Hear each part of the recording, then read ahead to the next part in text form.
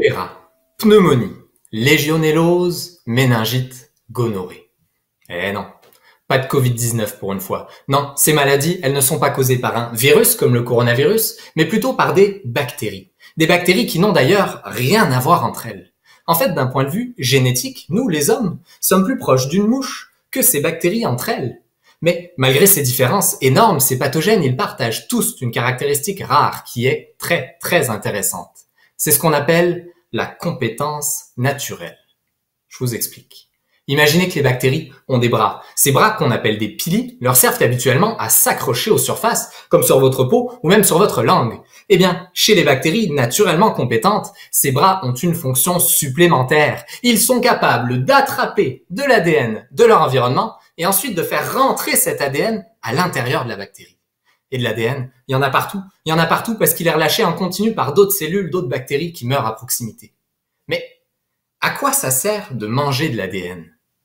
Et d'abord, ça peut servir simplement comme source d'énergie. Mais surtout, ça permet à la bactérie d'acquérir de nouveaux gènes, et notamment des gènes de résistance aux antibiotiques. Vous l'aurez compris, la compétence naturelle, c'est l'arme ultime des bactéries pathogènes. Il est donc impératif de comprendre ce mécanisme si on veut être en mesure de se défendre. Et c'est exactement là l'objectif de ma thèse. L'objectif de ma thèse, c'est de démystifier la compétence naturelle dans un groupe de bactéries précis, les Neisseria. Bon, probablement que le mot Neisseria ne vous dit rien. Par contre, vous êtes sans doute familier avec les termes gonorrhée ou encore méningite. Effectivement, ces deux maladies qui infectent des millions de personnes chaque année, elles sont causées par des Neisseria. Il faut savoir que les Neisseria, ce sont en quelque sorte des professionnels de la compétence naturelle. Elles adorent manger de l'ADN. Moi, je m'intéresse à une toute petite protéine chez les Neisseria qui n'avait jamais vraiment intéressé personne auparavant. On l'a appelée GSP. Et ce qu'on a découvert nous a franchement surpris. Cette toute petite protéine, figurez-vous qu'elle empêche la bactérie de manger autant d'ADN qu'elle veut. C'est un peu comme un anneau gastrique pour bactéries, ou même une ceinture trop serrée. Ce que ça veut dire, c'est que si on supprime complètement GSPA de la bactérie, celle-ci aura tendance à chercher beaucoup plus d'ADN. Au contraire, si on augmente la quantité de la protéine dans la bactérie, celle-ci sera beaucoup moins gourmande.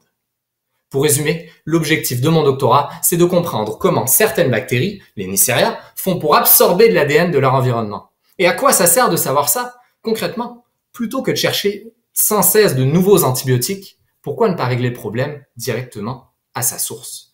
Ce que je vous propose, c'est de contrer l'arme ultime des bactéries pathogènes, la compétence naturelle. Comment? Avec un régime, bien sûr. Merci, bonne soirée.